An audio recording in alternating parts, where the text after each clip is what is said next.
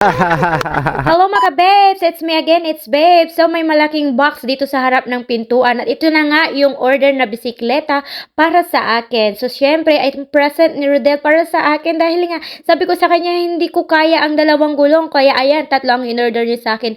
So nagulat na nga lang ako, akala ko na nabuo na pero hindi pa pala. So kami ang magbubuo niyan. So syempre wala akong alam dyan sa mga pagbubuo-buo na yan pero andyan si ate at ang kanyang asawa para tulungan ako. So ayan na nga, ino-open na namin habang kausap ko dyan si Rodel ay tinitignan din niya. Syempre nakikimarites din siya para makita kung ano maitsura. Tapos sabi pa niya sa akin kulay yellow yung in-order niya. So very small sad ako talaga dyan. Tapos yun nakita na ko na kulay green ay talagang tuwang-tuwa ako kasi yun ang request ko sa kanya kulay green. Pero yun na nga, green nga ang in-order niya. Tapos sabi niya sa akin kulay yellow. So talagang masaya talaga ang puso ko dyan dahil kulay green nga ang binigay niya sa akin at in-order niya. So ayan na nga, 3 gulong nga para hindi tayo matumba kasi naalala ko ba nung nasa Pilipinas ako nagmotor ako at dalawa nga ang gulong ay talagang lumipad ako sa palaisdaan noon talaga. Grabe. Kaya parang na-phobia na ako. May scared na ako kapag dalawang gulong. Kaya sabi ko siya, kanya 3 gulong, diba? Kahit sabihin nga natin na kahit gusto natin ng 4 wheels, ay dito muna tayo sa 3 gulong para matanggal yung scared natin. Yung ano natin, yung pangamba na matumba or something. Kasi syempre gusto ko munang maumpisa sa gulong muna tayo. Kasi syempre ang 4 wheels ay mahal. Hindi rin pinupulot ang pera dito sa Jumerica at alam natin na sobrang hirap din ng trabaho dito at alam ko na hindi rin madali. Kaya syempre sabi ko sa kanya ay 3 wheels muna tayo. Hindi muna. Kasi tsaka na ako mag-4 wheels kapag may trabaho na ako, sharing. Para hindi sa kanya hihingi-hingi lagi. Alam nyo naman na si Kabils ninyo ay hindi aasa sa kanyang pera ng kanyang jowa, sharing. Syempre kung ano man yung ibigay niya sa akin ay talagang masayang-masaya na ako dahil syempre appreciate ko naman yun talaga kung ano man yung ibigay niya sa akin. Hindi dahil na kapag jowa nga ako ng afam ay sunod lahat sa luho. Hindi po ganon. Syempre kung ano man po yung kayang ibigay ni Rodel sa akin ay talagang ang saya-saya ko na kahit na hindi yan mamahalin or mura lang ay talagang na-appreciate ko yung bigay niya. Kasi nga sabi ko nga sa inyo ay laking mahirap po tayo kaya alam din po natin ang hirap ng buhay. So hindi ibig sabihin na ay nakapag-asawa na ng afam ay kung ano yung gusto natin na hilingin ay makukuha natin. Hindi po. Kasi kung hindi po talaga sila magtatrabaho dito ay nga po talaga wala tayong pangkain, ganun. Kasi ang laki ng tax. So alam nyo ba mga kababes, dito na lang ako nagugulat kasi every time na bumibili kami sa supermarket or saan-saan man, ang consumer talaga ang nababawasan ng tax. So, binabawasan at ina-add doon sa babayaran kung magkano nga ba, kung kunwari sa parang sa binibilhan namin na supermarket dito, is kung kunwari is naka $10 ka na ng bili is $1 na ang tax. Kaya every time na umaalis si Rodel ay ginugrosirahan niya muna ako tapos iiwanan niya ako ng pera pang budget ko kapag wala pa siya dito ng 2 weeks. Pero dahil nga matagal siyang bumalik dito, kung ano man yung gusto kong bilihin ay nabibili ko naman pero kailangan yung mga importante lang yung bibilihin ko. Tulad ng mga damit, kung gusto kong bumili ng damit ay kailangan doon sa afford natin. Kahit na gustong-gusto natin yung isang bagay pero mahal, wag na lang. Nanghihinayang din kasi ako sa pera lalo na't hindi rin peso ang binabayad dito, kundi dollar din. Dollar din ang kinikita, dollar din ang ginagastos. Kaya nakakapanghinayang gumastos ng malaki, lalo na kahit gustong-gusto natin yung isang bagay ay hindi ko rin kayang bilhin kahit sabihin ni Rodel na okay lang, it's okay, fine, it's alright babe, you can buy it. Pero ako talaga nanghihinayang kasi alam niyo naman ka babes, sabi ko nga sa inyo, kinukumpute ko talaga yun everyday kung ano man yung binibili ko everyday ay nakasulat sa notebook yun. Kasi syempre gustong gusto ko rin siyang i-budget para makita ka kung anong difference o magkano ang difference every week, kung magkano nga ba ang ginagastos ko. Kasi hindi rin talaga biro ang gumastos ng gumastos kasi hindi rin robot yung ating mga partner para magtrabaho magtrabaho. Siyempre, alam niyo namang mga ka-babes, ilang din ang age gap namin ni Rodel ay 31 years. So, kailangan din na namin mag-save ng pera para sa future namin. Kasi hindi rin lagi nakasama ko siya. Alam niyo naman, yung age gap namin ay 31 years. So, kailangan talaga namin mag-save. Lalo na kapag nag-work ako, kailangan kapag tumanda na si Rodel, ay siyempre, kailangan kong akong kumayod at siyempre ang alagaan din siya. Alam nyo, bilang pagiging asawa, wala rin akong experience sa ganoon, pero alam ko sa sarili ko na gusto kong maging housewife, yung tipong ako yung mag-aalaga sa kanya pagtanda niya, kasi ayoko yung ibang tao, kasi uso dito sa Amerika yung home for the agent. Kapag busy ka sa trabaho, may mag-aalaga sa kanila. Pero sa akin, ang lagi kong sinasabi sa kanya na pag tumanda ka, gusto ko ako yung mag-alaga, hindi yung ibang tao. Kaya yun lagi yung sinasabi ko sa kanya. Kaya talagang kapag once na sinasabi ko na yun, ay tumutulo na yung luha niya. Kasi syempre, alam niyo naman mga ka-babes, ay kung hindi niyo alam, ay syempre divorce nga si jowa ko. At ayan na nga, kasama na nga namin ang asawa ni ate para tulungan niya kami. So ayan, binabasa yung module dyan kung paano ang pang-install or pag-assemble ng bike. Kasi hindi nga namin mabuo-buo ng ilang oras na. Siguro mga 5 hours na, sharing, joke lang. Mga ano lang siguro, mga 1 hour lang. So, syempre, busy siya dyan na nagko-computer yung asawa ni ate. Pero siguro nahirapan na siya sa amin, kaya tinulungan na niya kami. So, ayan na nga ha, tamang nuod-nuod lang din ako dyan. Kasi syempre, sabi ko nga sa inyo, hindi ko alam magbuting-ting ng mga kung ano-anong yan. Kasi hindi ko nga yung ginagawa. Kung ano yung trabaho ng lalaki ay talagang hindi ko nga ginagawa. Lalo na ang pag-iigib sa bahay, sa Pilipinas. Kasi alam niyo naman na hindi talaga mamuscle ang aking muscle. So, alam niyo naman na hindi ako malakas magbuhat. Kaya nga, laging sabi nga ni Rodel, "Go, babe, you can do it. Babe, where's your muscle?" Sabi niya sa akin, "Babe, I'm so sorry. I don't have muscle. Maybe my muscle is starting to grow." So, buti na lang naintindihan niya yung ganoon na kaya hindi talaga niya pino-force sa akin kung magbuhat, kung ano man. So, alam niyo naman mga kabibs, sa liit ba naman natin, siyempre hindi natin kaya yung trabaho ng lalaki. Kasi ang kaya ko lang buhatin ay siya. Charing! Joke lang mga kabib. So, ayan na nga, ina-assemble na yung sa likod kung saan itakakabit siguro yung kadina dyan. Hindi ko alam kahit yung mga pyesa-pyesa dyan na hindi ko maintindihan kung ano nga ba ang tawag-tawag dyan.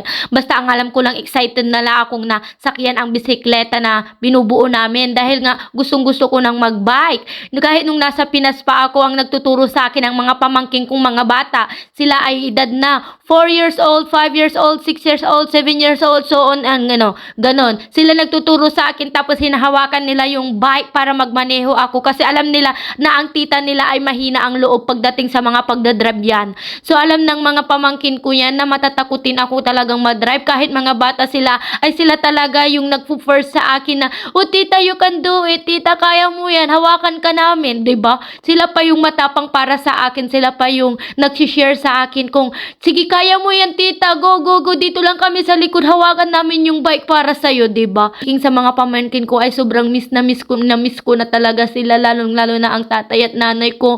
So sobrang miss ko na siya, kaya hindi na ako masyadong tumatawag sa kanila kasi yung tipong lumuluhan na sila, yung tipong syempre namimiss na rin yung bunso nila, Charing. Ay, gana. Syempre ayoko naman silang malungkot lagi kapag tumatawag ako, ay syempre pagkarinig lang ng boses ko tapos naluluhan na si nanay ang buto at kasi tatay ang buto. Syempre malulungkot naman ako, naisipan ko na tatawagan ko sa jowa ko, "Love, I want to go back in Philippines na." Yun nga, yun yung sinasabi ko sa kanya. Tapos, "What's wrong?" Tapos sasabihin niya, "Kasi namimiss ko na sila, tapos wala na akong marites dito." tapos tatanungin niya, "Ano yung marites?" Sabi niya, "Yung mga kakwentuhan ko sa bahay ng mga marites na paggising ko sa umaga, may kamarites na ako dito. Wala akong kamarites. Si ate lagi kamarites ko." So, tatawa siya na lang. Sabi niya, "Kaya mo yan, babe. Nandito naman ako para sa'yo." Oh, tapos sabi ko sa kanya, "Oo, nandito ka naman para sa akin. Yung 2 beses lang sa isang buwan, tapos lagi na lang wala." Charing. Oh yes, 2 beses lang sa isang buwan siya umuwi dahil nga sa kanyang route, dahil nga malayo yung kanyang route. So, syempre, kailangan muna naming mag-sacrifice sa ngayon kasi syempre, hindi pa tapos yung bahay. So, ayan na nga, kinakabit ko na nga yung upuan dyan at parang hindi nga siya fit doon sa may upuan niya. So, syempre, mahirap ko nga diyang ikabit dyan. So, sabi ko sa kanya, mamaya na lang to siguro. Sabi na ganyan-ganyan. So, ayan na nga, yung dalawang mag-asawa ay kinakabit na yung kadena doon sa likuran. At ako naman ay yung hindi ko talaga maano yung upuan, ang laki-laki tapos hindi talaga kasya. So, sabi ko sa kanya, paano ko kaya ito ikakabit? So, ayan, speaking of that, syempre, ang hirap-hirap pala mag-assemble ng bike na ganito, ang klaseng bike. Kaya, I just recommend na kapag bumili kayo ng bike, yung nabuo na. So, syempre, ito ay na-order ni Joe Wabel sa Alibaba or hindi ko alam kung saang application. Pero it costs like $189. So, kayo na lang mag-convert dyan sa Pilipinas kasi ako, namumulubi na talaga ako kapag kinukonvert ko sa peso. Kaya iniiwasan ko talagang mag-convert sa peso kasi mapapaaray ka talaga kapag kinonvert mo tapos sabihin mo, ay sana doon na lang sa Pilipinas ako bumili dahil mura. 'Di ba? So syempre, nandito nga tayo, kailangan natin wag nang i-convert kasi dollar-dollar na nga yun. So, anong oras na dyan ay hindi pa rin kami tapos. Kasi syempre, napakahirap nga. Merong nga instruction pero ang hirap-hirap buuin. So, ako naman ang ginagawa ko dyan ay bantay-bantay, nuod-nuod lang sa kanila. Kasi syempre, siya nila ang may alam dyan. Ako wala nga akong alam-alam dyan. So, tamang nuod-nuod lang din ako dyan. So, syempre, after 1 hour and 35 minutes and 1 second, hindi pa rin tapos. Hindi pa rin tapos yung pagkabit ng kadena doon sa likod. So, syempre, ang hirap nga kasi maraming mga kable ang kinakabit dito. Pero hindi pa rin sila sumusuko para sa aking bisikleta. Dahil hindi nga sila sumusuko kahit sa pagkabit ng kadena, ay syempre tamang-tamang tingin-tingin lang din ako dyan, nakikigulo lang din ako dyan mga kababes kasi alam nyo naman ako.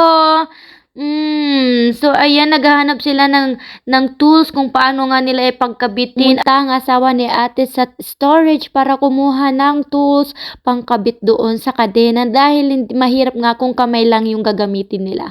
So kailangan nila ng pamukpok or something or pliers, ganyan para dumikit nga yung kadena. Kasi syempre kapag kamay lang ang gagamitin, hindi talaga nila yan mabubuo kahit anong gawin nila, kahit abutin pa sila ng isang araw yan, hindi talaga yan makakabit dahil nga matigas. So, syempre, akala ko yung yelo lang ang tumitigas, hindi pala. Sharing. So, syempre, ako, yan na naman, tinatry ko pa rin na ikakabit yung upuan. Try until I die. Sharing. So, hindi ko pa rin yan makabit-kabit dyan. So, ayan, time check na naman is 2 hours and 35 minutes and 5 seconds. Sharing. So, umabot na kami ng ilang oras dyan, pero hindi pa rin sila sumusuko, hindi rin ako sumusuko. Sa hamon ng buhay ay dapat wag tayong sumuko basta-basta. Lumaban lang tayo, laban lang hanggat kaya natin, ganon. So, syempre, hindi pa nga tapos dyan, yung dalawang mag-asawa ay gutom na rin sila dyan. So, syempre, hindi ko na naipakita sa inyo kung paano ang paglamon nga nila doon sa kawali. At syempre, ang pag-init ng pagkain sa microwave. Pero, syempre, naipakita na namin sa inyo yon sa aking reel. Kaya buti na lang nandito nga yung mag-asawa at tinutulungan nila akong pag-assemble ng bike. Kasi kung wala, ay talagang hindi ko yan bubuuin. Talagang antayin ko talaga si Jowa hanggang siya dumating. Talagang siya ang pagbubuuin ko dyan. Kasi syempre sa mga ganitong pangyayari, sa mga ganitong sitwasyon, hindi ko talaga alam ang gagawin dyan. Kung paano pag-assemble. Kahit konting-konti lang at merong mga instruction, hindi ko talaga hilig ang magbuo ng magbuo. Ang alam ko lang magbuo is yung tipo magbuo ng charing, joke lang. Ayoko nang sabihin, baka mabash ako. So, syempre, ayan na nga. Paunti-unti nang nabubuo yung bicycle. So, syempre, nagtaka kami dyan. Bakit yung anuhan ng plato ba? Tawag ba plato dyan? Bakit parang maluwag or something, gumagalaw? So, syempre, sabi namin, hindi naman siguro ganito yan. Bakit malabas? Tapos, walang tornilyo. So, sinabi nga ni asawa ni ate na kailangan nasa labas tapos talian or something ilagay yung tornilyo para sa ganun ay hindi gumalaw-galaw. So, syempre, busy ang dalawa dyan, pero ako tamang kamot lang ng puwet kasi sabi ko, ay, naman nakakapagod pala ng ganito. Ay, ang hirap. Tapos ngayon, nasa harap na. Ikakapit na nila yung tawag dyan. Hindi ko alam kung anong mga tawag dyan, mga kabibs. Kasi alam nyo naman, hindi ko alam. Basta yun, yun. Tapos ikakabit na nila yung pangpreno sa harap dyan. So, hanggang sa matapos na ito, ay papakita na namin sa inyo ang kabuuan. So, ito na nga, na natapos na nga. Syempre, idadrive na natin. Ayan na nga ang aking suportadong asawa ni ate. Siya ang taga-video na amin dito. So, ayan na ang kabuuan niya. Okay, guys. Hello. Oh. Lynn and Mary are riding their bicycles in the neighborhood. They're riding their bicycles in the neighborhood.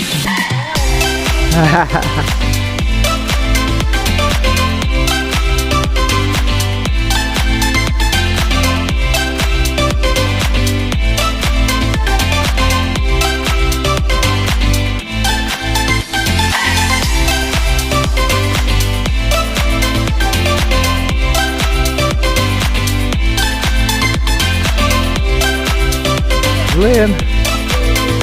Hi, hi. Hello.